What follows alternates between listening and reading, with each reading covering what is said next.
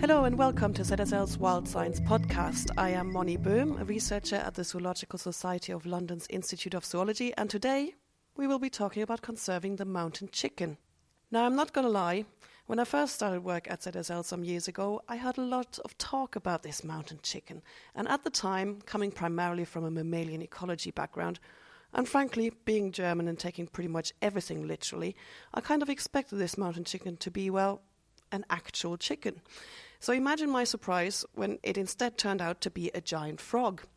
At least that way, the main story at the time about a chicken being affected by an amphibian disease made much more sense. And this is the subject of today's podcast. Not me taking things way too literal, but the conservation of the mountain chicken frog in the face of the fungal disease chytridiomycosis, or in short, chytrid.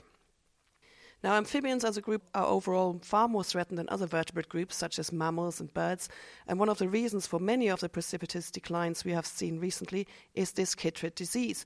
The mountain chicken frog is one of the species which has seen the steepest declines, being currently listed as critically endangered on the IUCN Red List. So, to shed light on this crisis and to explain how we are trying to save the mountain chicken, I will be joined by a number of experts on mountain chickens and amphibian disease. First up, it's Helen Meredith. Helen is the Executive Director of the Amphibian Survival Alliance and a past ZSL colleague. What she doesn't know about the mountain chicken is either not worth knowing or just fake news. So, Helen, for the benefit of our listeners, and myself to be honest, can you describe the mountain chicken for us? The mountain chicken is a large frog. It's one of the largest frogs in the world, just over 20 centimetres snout to vent length. It is mottled brown with dark bands across its legs, very attractive looking beast. It's sort of mottled so it camouflages in really well with the forest floor, and it has beautiful golden eyes. Sounds beautiful. So why is it so confusingly called the mountain chicken? Both the islands it still survives on are very mountainous, in Montserrat and Dominica. So it's found in kind of mountainous areas, although generally lower down in kind of wet forests. So partly to do with where it lives, and the chicken part is an awful lot to do with how it tastes. So it was once the national dish of Dominica. People were harvesting up to 36,000 or more individuals a year, and widely consumed. Sadly it got its name from its flavour. Again, for the benefit of our listeners, I had actually understood the mountain part of the name. I was more struggling with the chicken part.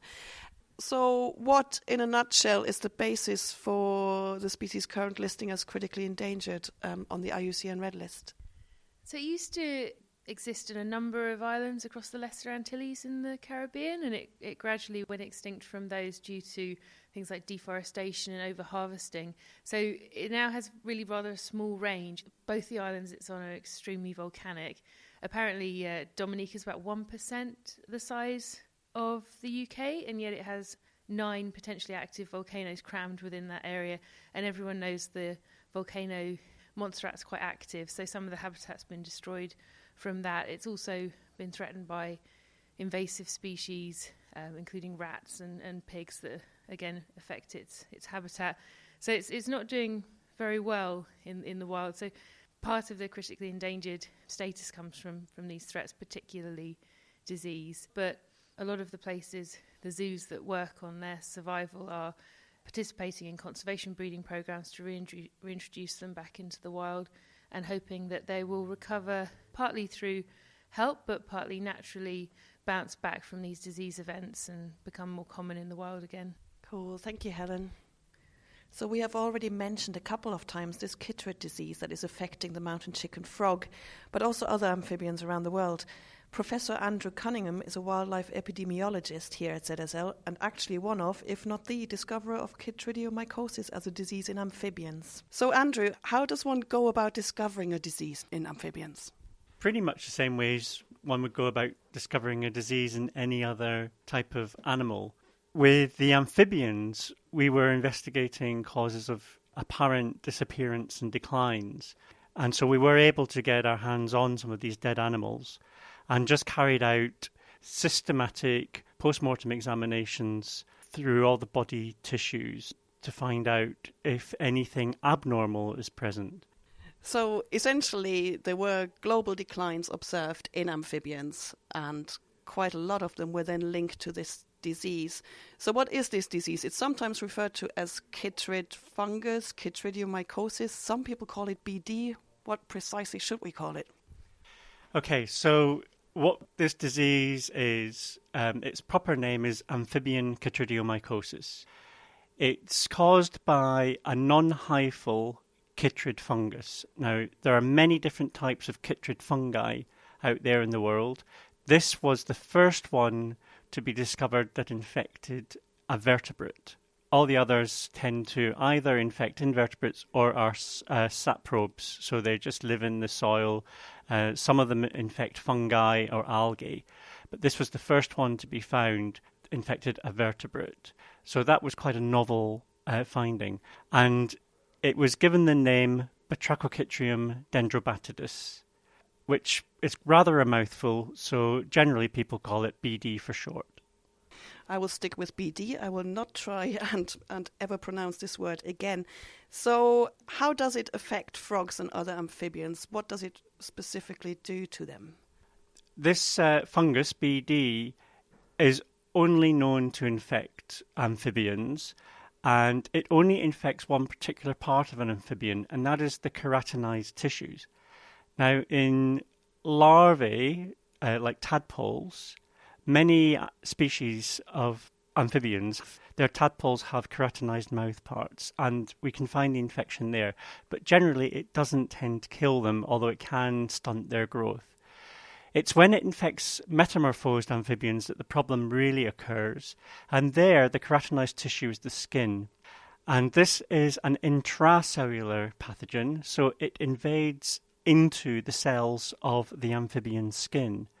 And what it does then is it affects the permeability of the skin.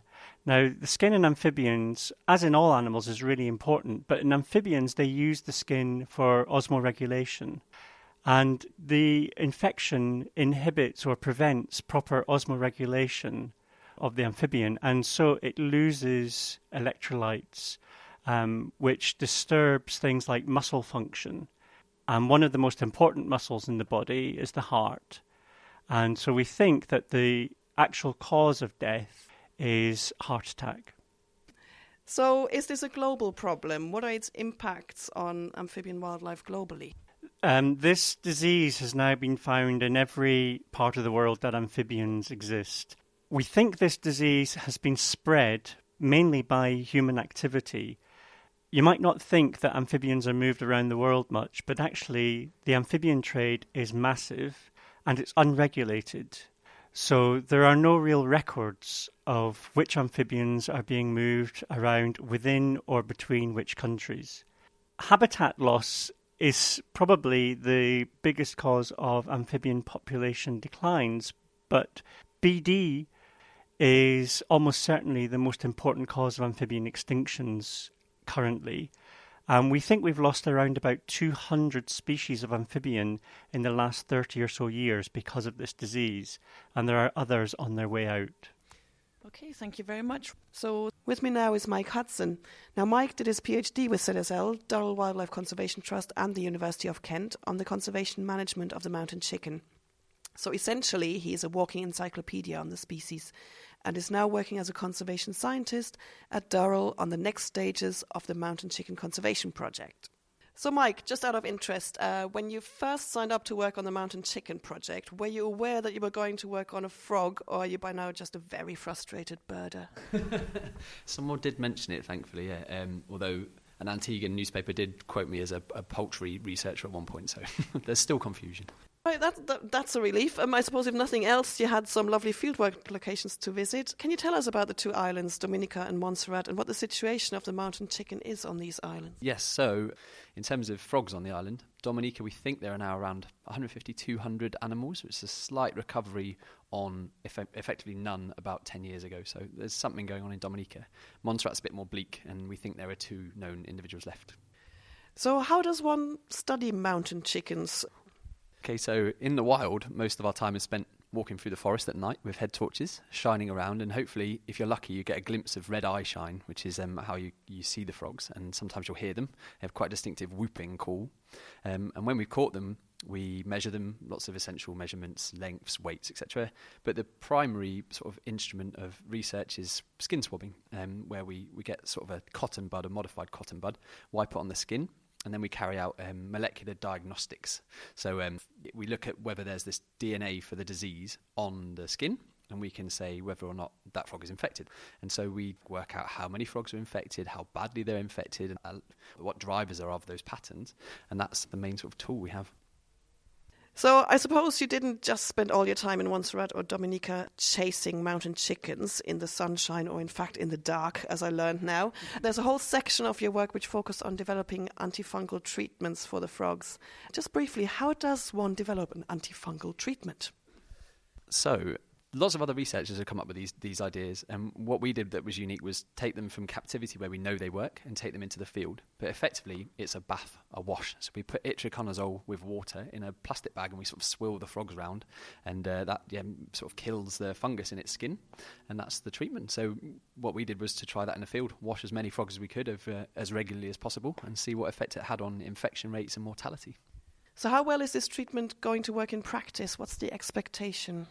So we tried a trial in 2009, and it worked fairly well in the short terms. There was an increase in survival rates of about 10% per week. There was a loss of infection of 20% per week compared to controls, and a decrease in infection rate of about 5% a week. So these are numbers that don't really mean anything to me, sort of off the top of my head. So we turned them into population models, and effectively treatment of the mountain chicken population that we tried would have increased the time to extinction from about 49 weeks to about 125. So it's well over a year, the kind of longevity we add through treatment.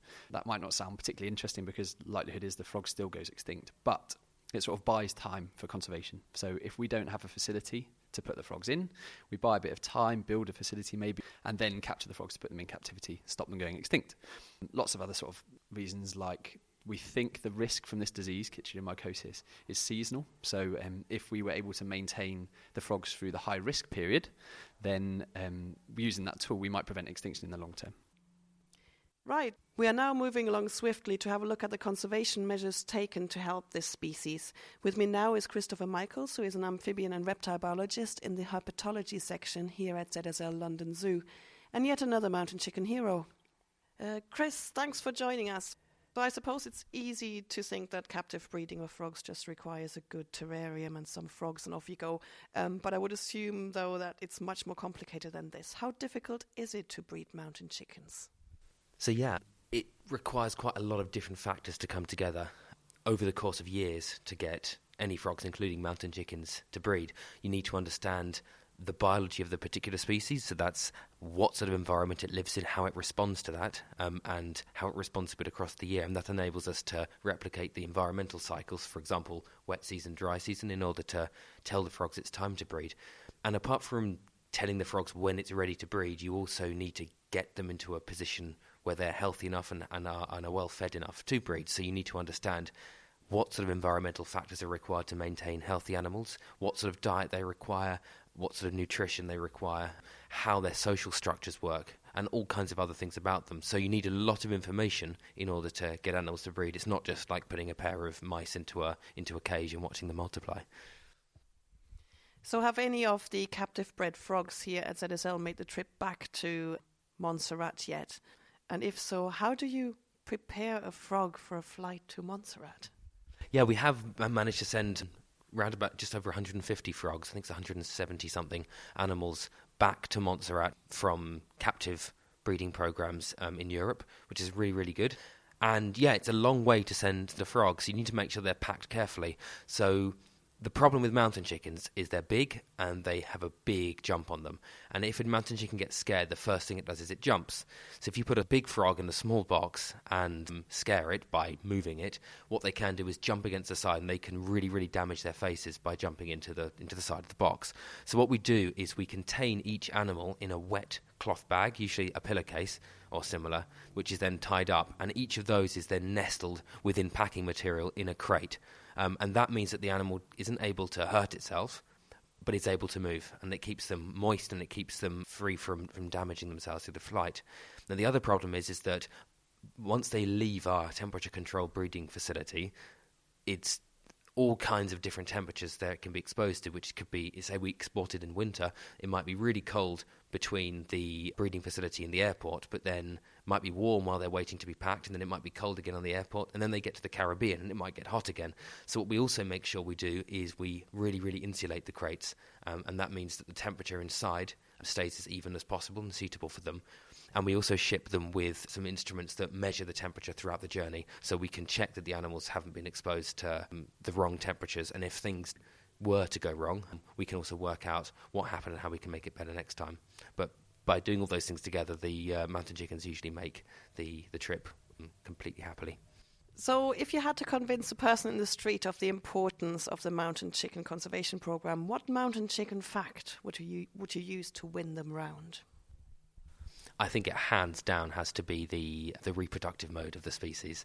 The fact that they make up this meringue-like foam nest which they guard and then lay their eggs in it and tend the tadpoles, which look like bizarre pink aliens with long, spindly, round tails, and they go back into the nest and feed them from with infertile eggs. And yeah, just absolutely bizarre. It's definitely worth looking up on YouTube and on the Mountain Chicken Programme website of the tadpoles feeding. It's absolutely bizarre and well worth a watch.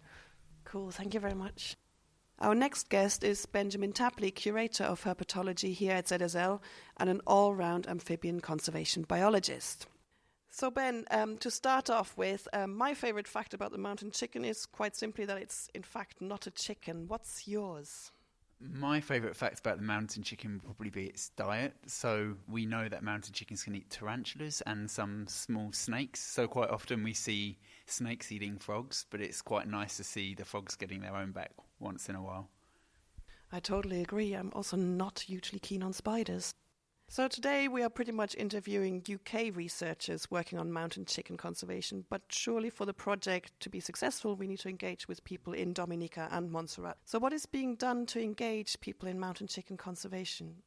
So there's kind of a two-pronged approach. One is kind of building local amphibian conservation capacity. So we've had reciprocal visits. So we've had people from Dominica coming over to London, and people from Dominica going over to Jersey to attend the Desmond course. So that's where they learn a whole heap of skills that they can actually go back and then put into action on Dominica.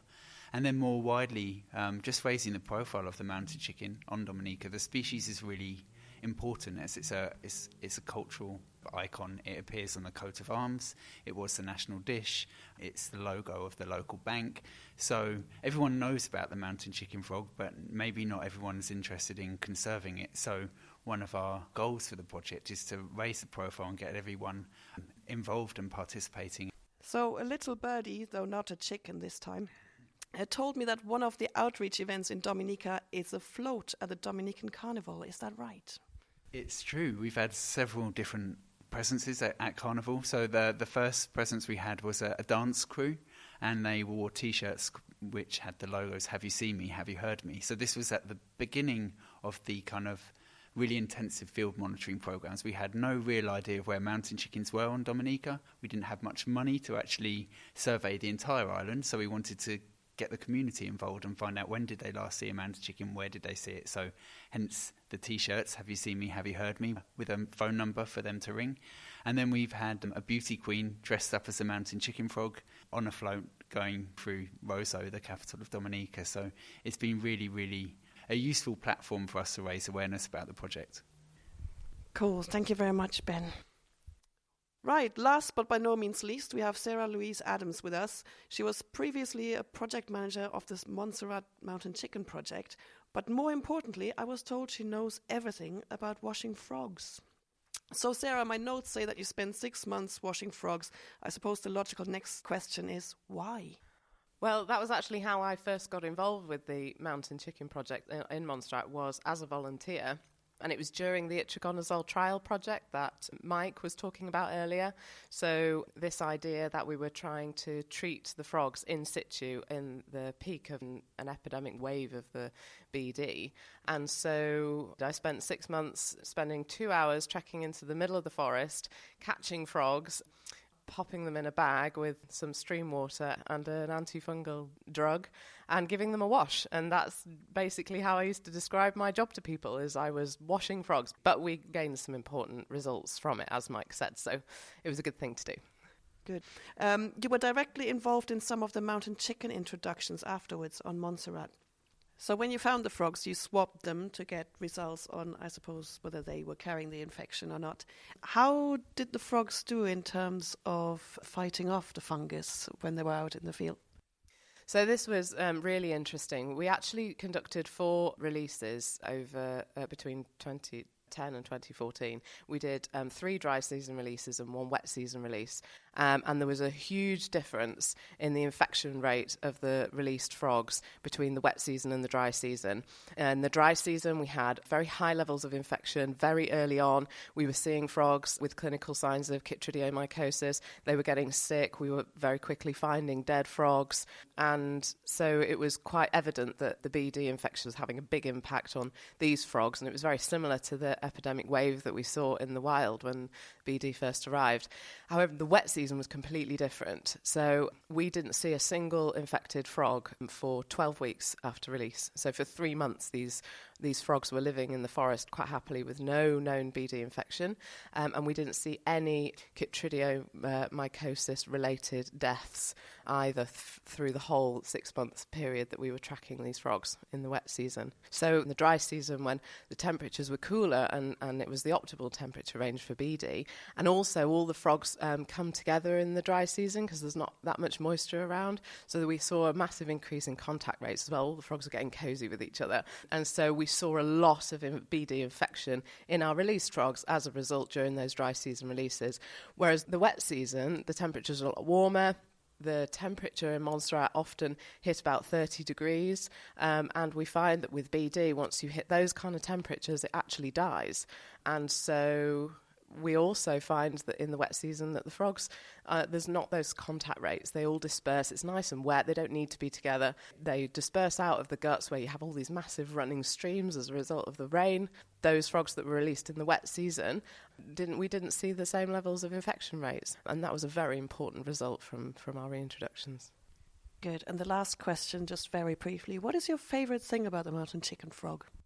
Well, I really love the call, actually, the noise that they make. When I first went out to Fairy Walk, the field team that I worked out there got me to sit in the middle of the forest and everybody switched their head torches off, and you're just left in the middle of this forest with this really powerful whooping call. And it's really beautiful and can be heard for miles. And whenever you talk to Montserratians about the mountain chicken, that's what they remember. And they all say, that's what we want to hear again. We want to hear the calls come back. The forest, it is silent now. That's what they say.